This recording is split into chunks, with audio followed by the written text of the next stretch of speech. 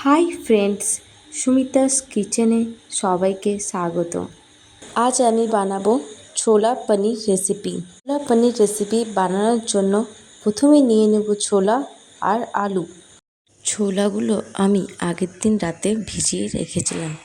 আপনারা চাইলে উষ্ণ গরম জলে 6 থেকে 7 ঘন্টা ভিজিয়ে রাখতে পারেন। আলুগুলোর খোসা ছাড়িয়ে পরিষ্কার করে ধুয়ে নিয়েছিলাম। ছোলা আর আলু সেদ্ধ করার জন্য কুকারের মধ্যে দিয়ে দেব। তারই সঙ্গে দেব লং, দারচিনি, এলাচ, স্বাদ মতো নুন আর পরিমাণ মতো জল দিয়ে কুকারের ঢাকনা বন্ধ করে 6 সিটি দিয়ে নেব। যতক্ষণে ছোলা সিদ্ধ হচ্ছে সেই সময়ের মধ্যে পনিরগুলো টুকরো টুকরো করে কেটে নিব। আর গ্রেভির জন্য পেঁয়াজ, টমেটো কুচি কুচি করে কেটে নিব। আদা, রসুন আর কাঁচা লঙ্কা বেটে নিব। ছোলা আলু সেদ্ধ হয়ে গেছে। আপনাদেরকে কুকারের ঢাকনা খুলে নিয়ে দেখাচ্ছি। সেদ্ধ ছোলা আলুগুলোকে একটা ছাঁচের মধ্যে ঢেলে নেব। তারপর লং, দারচিনি, এলাচগুলো বেছে নিয়ে ছোলা আর আলুগুলোকে সাইডে রেখে দেব। এই রেসিপিটা বানাবার জন্য একটি কড়াই নিয়ে গ্যাস অন করে নেব। কড়াই গরম হয়ে গেলে তেল ঢেলে নিয়ে চারপাশে ভালো করে ছড়িয়ে গরম করে নেব। তেল গরম হয়ে গেলে কেটে রাখা পনিরের টুকরোগুলো তেলের মধ্যে দিয়ে লাল লাল করে ভেজে নিব। মোটামুটি দেখবেন 4 থেকে 5 মিনিটের মধ্যেই পনিরগুলো লাল লাল করে ভাজা হয়ে গেছে। ভাজা হয়ে গেলে পনিরের টুকরোগুলো একটি পাত্রে জল নিয়ে ওর মধ্যে রেখে দেব। ওই একই তেলে দিয়ে দিচ্ছি একটা তেজপাতা, তারপর কুচি করে রাখা পেঁয়াজ। গ্যাসের ফ্লেম হাই করে পেঁয়াজগুলো হালকা লাল করে ভেজে নিব।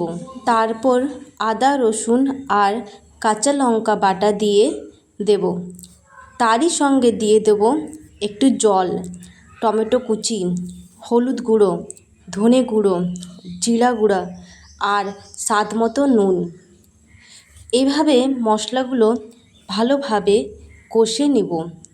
মশলা কষা হয়ে গেলে সেদ্ধ ছোলাগুলো মশলার মধ্যে দিয়ে ভালোভাবে নেড়ে গ্যাসের ফ্লেম লো টু মিডিয়াম হিটে রেখে 2 মিনিটের মতো ঢাকা দিয়ে রেখে দেব। এর ফলে ছোলাগুলোর মধ্যে মশলার ফ্লেভার ঢুকে যাবে। কড়াইয়ের ঢাকনা খুলে সেদ্ধ আলুগুলো ছোলার মধ্যে দিয়ে ভালোভাবে নেড়ে চেড়ে ঢাকা দিয়ে 2 মিনিটের মতো কষে নিব।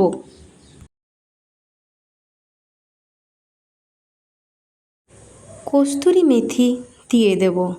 সিদ্ধ ছোলার জল কড়াইয়ের মধ্যে দিয়ে ভালোভাবে নেড়ে ঢাকা দিয়ে কিছুক্ষণ ফুটতে দেব।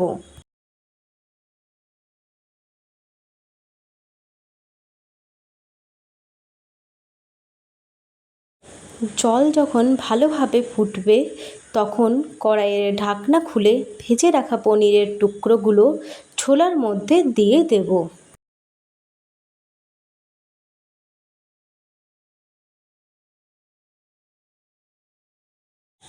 নামানোর আগে ভাজা জিরে গুঁড়ো মিশিয়ে গ্যাস অফ করে দেব। ছোলা পনির রান্না হয়ে গেলে একটি পাত্রে খালি করে নেব।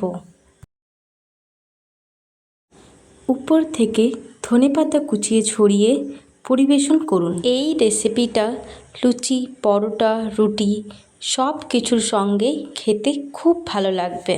এই সিম্পল রেসিপিটা যদি আপনাদের ভালো লেগে থাকে তাহলে প্লিজ কমেন্ট করে জানাবেন। ধন্যবাদ।